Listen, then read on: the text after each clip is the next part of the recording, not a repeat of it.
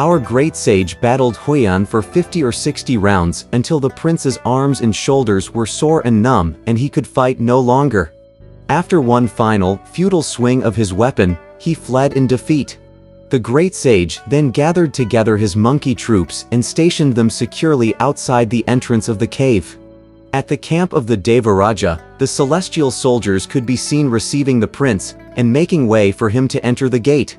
Panting and puffing, he ran in and gasped out to the 4 Devarajas, pagoda-bearer Li and Na. That great sage! What an ace! Great indeed is his magical power! Your son cannot overcome him and has returned defeated. Shocked by the sight, Devaraja Li at once wrote a memorial to the throne to request further assistance. The demon king Mahabali and Prince Mak-A were sent to heaven to present the document. Not daring to linger, the two of them crashed out of the cosmic nets and mounted the holy mist and hallowed cloud. In a moment they reached the Hall of Perfect Light and met the 4 celestial masters, who led them into the treasure hall of divine mists to present their memorial. Huyan also saluted the Bodhisattva, who asked him, "What have you found out about the situation?"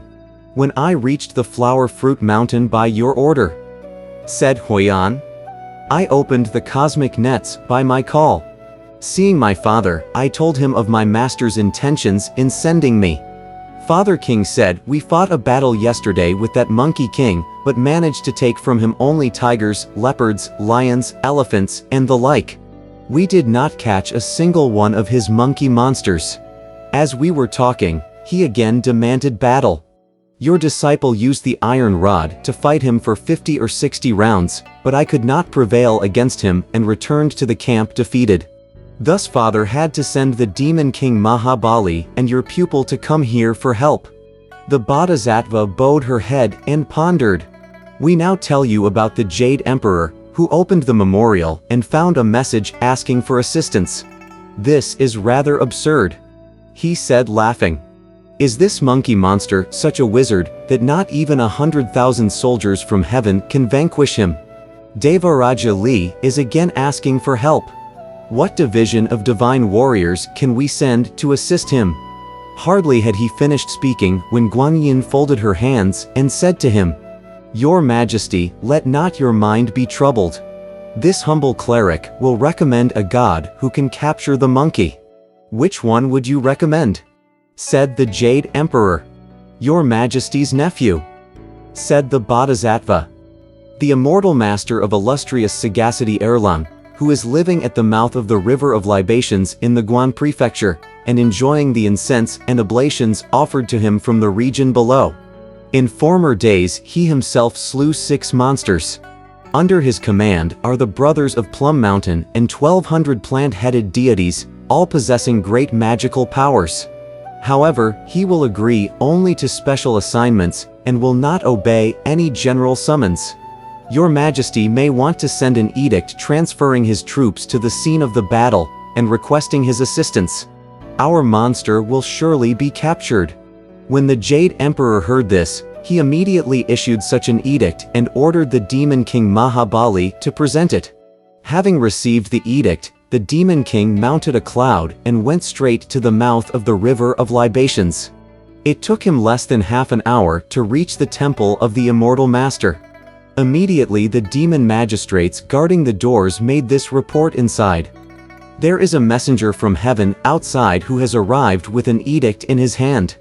Erlang and his brothers came out to receive the edict, which was read before burning incense. The edict said, "The great sage, equal to heaven, a monstrous monkey from the flower fruit mountain, is in revolt. At the palace he stole peaches, wine, and elixir, and disrupted the grand festival of immortal peaches. 100,000 heavenly soldiers with 18 sets of cosmic nets were dispatched to surround the mountain and capture him, but victory has not yet been secured. We therefore make this special request of our worthy nephew and his sworn brothers to go to the flower fruit mountain and assist in destroying this monster. Following your success will be lofty elevation and abundant reward." In great delight the Immortal Master said, "Let the messenger of heaven go back. I will go at once to offer my assistance with drawn sword." The Demon King went back to report, but we shall speak no further of that. This immortal master called together the 6 brothers of Plum Mountain. They were Kang, Zhang, Yao, and Li, the 4 grand marshals, and Guoshen and Jijian, the 2 generals. As they congregated before the court, he said to them, "The Jade Emperor just now sent us to the Flower Fruit Mountain to capture a monstrous monkey. Let's get going." Delighted and willing, the brothers at once called out the divine soldiers under their command. With falcons mounted and dogs on leashes, with arrows ready and bows drawn, they left in a violent magic wind and crossed, in a moment, the great eastern ocean. As they landed on the Flower Fruit Mountain, they saw their way blocked by dense layers of cosmic net. "Divine commanders guarding the cosmic nets, hear us!" they shouted. "We are specially assigned by the Jade Emperor to capture the monstrous monkey. Open the gate of your camp quickly and let us through." The various deities conveyed the message to the inside, level by level. The 4 Devarajas and Devaraja Li then came out to the gate of the camp to receive them. After they had exchanged greetings, there were questions about the military situation, and the Devaraja gave them a thorough briefing. "Now that I, the little sage, have come," said the immortal master, laughing, "he will have to engage in a contest of transformations with his adversary. You gentlemen make sure that the cosmic nets are tightly drawn on all sides, but leave the top uncovered. Let me try my hand in this contest. If I lose, you gentlemen need not come to my assistance, for my own brothers will be there to support me. If I win, you gentlemen will not be needed in tying him up either. My own brothers will take care of that. All I need is the pagoda bearer Devaraja to stand in midair with his imp-reflecting mirror. If the monster should be defeated, I fear that he may try to flee to a distant locality.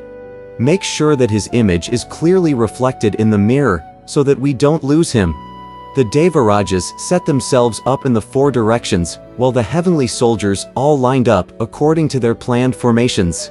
With himself as the 7th brother, the immortal master led the 4 grand marshals and the 2 generals out of the camp to provoke battle. The other warriors were ordered to defend their encampment with vigilance, and the plant-headed deities were ordered to have the falcons and dogs ready for battle. The immortal master went to the front of the water curtain cave, where he saw a troop of monkeys neatly positioned in an array that resembled a coiled dragon. At the center of the array was the banner bearing the words, "The Great Sage, equal to heaven." "That audacious monster," said the immortal master. "How dare he assume the rank equal to heaven? There's no time for praise or blame," said the 6 brothers of Plum Mountain. "Let's challenge him at once." When the little monkeys in front of the camp saw the immortal master, they ran quickly to make their report. Seizing his golden hooped rod, straightening out his golden cuirass, slipping on his cloud-treading shoes, and pressing down his red gold cap, the Monkey King leapt out of the camp. He opened his eyes wide to stare at the immortal master, whose features were remarkably refined, and whose attire was most elegant. Truly, he was a man of features most comely and most noble mien, with shoulder-reaching ears and shining eyes. His head wore the 3 mountains phoenix cap. His body donned a pale yellow goose-down robe. Gold-threaded boots matched coiling dragon socks. 8 flower-like emblems his jade belt adorned. From his waist hung the crescent pellet bow. His hands held a lance of 3 points and 2 blades. Once he cleaved Peach Mountain to save his mother. His one pellet struck a tall tree's 2 phoenixes. Slaying 8 fiends flung far his fame. As bond brother midst Plum Mountain's 7 saints. His lofty mind scorned being high heaven's kin. His pride led him to dwell near libation's stream. From Chi City here's the kind heroic sage. Of boundless epiphanies, he's named Erlang. When the great sage saw him, he lifted high his golden hooped rod with gales of laughter and called out, "What little warrior are you, and where do you come from, that you dare present yourself here to provoke battle? You must have eyes but no pupils," shouted the immortal master. "If you don't recognize me, I am the maternal nephew of the Jade Emperor, Erlang, the king of illustrious grace and spirit, by imperial appointment. I have received my order from above to arrest you, the rebellious Baimon ape. Don't you know that your time has come? I remember, said the great sage, that the sister of the Jade Emperor, some years ago, became enamored of the region below. She married a man by the name of Yang, and had a son by him. Are you that boy who was reputed to have cleaved open the Peach Mountain with his axe? I would like to rebuke you roundly, but I have no grudge against you.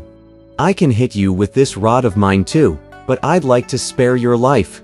A little boy like you, why don't you hurry back and ask your 4 great Devarajas to come out? When the immortal master heard this, he grew very angry and shouted, "Reckless ape! Don't you dare be so insolent! Take a sample of my blade." Swerving to dodge the blow, the great sage quickly raised his golden-hooped rod to engage his opponent. What a fine fight there was between the two of them! Erlang, the god of illustrious kindness,